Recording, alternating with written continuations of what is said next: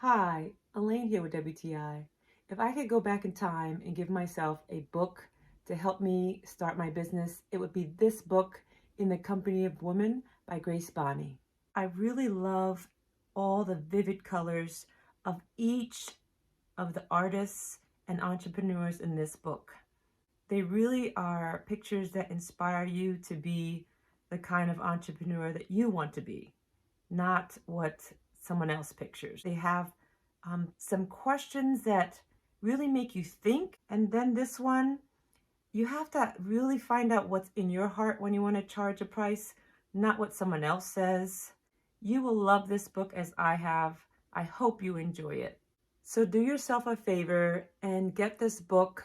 Learn from other women when you start your business, or give it to a friend. This would be an amazing gift. I love it. I highly recommend it. And that's just my point of view.